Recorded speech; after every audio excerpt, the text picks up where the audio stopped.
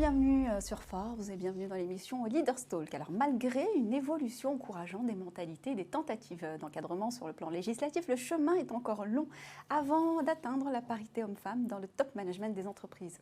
Aujourd'hui, de nombreuses actions sont menées, c'est le cas entre autres de la loi Copé-Zimmermann. Le management de transition est quant à lui un autre axe de facilitation d'accès aux postes à responsabilité pour les femmes. Pour nous accompagner sur ce sujet, Dorothée Baude, présidente de Reactive Executive, bonjour. Bonjour, enchantée. Merci d'être avec nous. Alors avec vous, on va mettre les pieds dans le plat. Allons-y. Quelles sont les difficultés premières rencontrées par les femmes qui veulent faire carrière? Alors, tout d'abord, en conjuguant différentes études, à savoir Forbes ou encore BPCE ou Opinionway, on s'aperçoit que les jeunes recrues dans les entreprises représentent 50% des femmes, mais on constate qu'elles ne représentent que 30% des promotions au grade de directeur et également seulement 10% au top management. Alors ceci est dû dans un premier temps au fait que les femmes ont une tendance au retrait. Elles ne vont donc pas postuler, elles ne vont pas non plus se mettre en avant pour gravir les échelons. Et à ce phénomène s'ajoutent des préjugés auxquels un dirigeant finalement pensera qu'il va craindre d'une femme qu'elle ait trop d'empathie pour pouvoir avoir un poste où il faut être intransigeant. Et également la peur des enfants qui pourrait être un frein pour l'évolution de cette femme. Donc aujourd'hui, on a beaucoup de femmes qui souffrent de cette situation et qui sont confrontées au fameux plafond de verre. C'est la raison pour laquelle le management de transition est donc une opportunité pour ces femmes qui ont envie de faire carrière parce que seules les compétences opérationnelles et relationnelles comptent. La politique n'a absolument pas sa place. C'est la raison pour laquelle une femme aura les mêmes chances qu'un homme de gravir les échelons et de mener des missions d'envergure. Beaucoup d'hommes nous écoutent aujourd'hui. Quels seraient les avantages d'avoir plus de femmes en top management au sein des entreprises? Alors, déjà, au sein de Reactive Executive, nous considérons que les femmes ont les mêmes capacités opérationnelles que les hommes. Et donc, nous accompagnons nos managers de transition sur ce terrain de la mixité qui est, selon nous, le terreau de la réussite.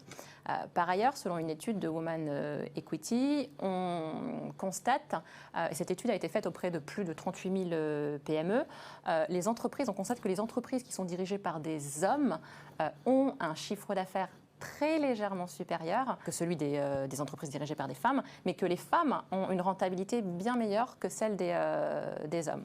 Donc on en conclut que finalement, au sein d'un comité de direction, il faut absolument qu'il y ait la mixité.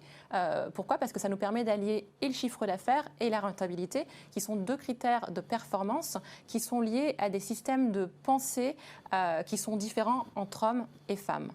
Donc c'est intéressant ce que vous mettez en exergue, c'est-à-dire qu'il n'y a pas de guerre des sexes, c'est juste une complémentarité de compétences qui sont forcément une force pour la société. Tout à fait. Tout à fait. Sauf qu'aujourd'hui, vous savez que la loi a été mise en place, Copé-Zimmermann, pour pouvoir avoir 40% des femmes au sein de comités de direction. Aujourd'hui, on en est loin. Et également, je ne vais pas m'attarder sur les salaires, mais on a quand même 30% de moins à poste égal face à un homme aujourd'hui. C'est une réalité. Donc pour conclure, les femmes ont toute leur place au sein d'un comité de direction parce que pour accéder à des postes à responsabilité, les codes sont identiques à ceux des hommes, à savoir la posture, la capacité à prendre des décisions, la retenue et également les capacités à mettre en œuvre ces compétences. Globalement, s'agissant des managers de transition, quels seraient les points forts qui sont encore trop peu exploités aujourd'hui ? Alors, tout d'abord, si on parle des femmes managers de transition, lorsqu'elles parlent de leur métier, elles évoquent une double dimension, à savoir la rapidité et le leadership, qui sont indispensables pour mener à bien une mission de transition. En fait, elles vont puiser dans leur expérience de femmes pour mener à bien des missions d'envergure, parce qu'en fait, elles reconnaissent qu'elles ont des prédispositions naturelles à être multiples, parce qu'aujourd'hui, elles jonglent entre leur vie de femme, leur vie de mère et leur vie de dirigeante. Par ailleurs, force est de constater que les femmes ont une tendance plus forte que les hommes à l'empathie, à l'écoute.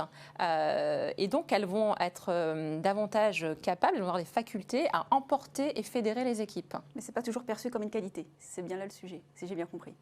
Et parfois, non, l'intelligence émotionnelle peut justement déranger, en effet.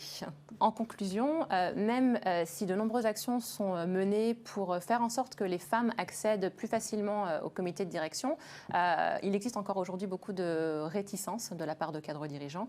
Et c'est la raison pour laquelle le management de transition est une opportunité pour ces femmes qui souhaitent accéder à des postes de direction et également mener des missions d'envergure.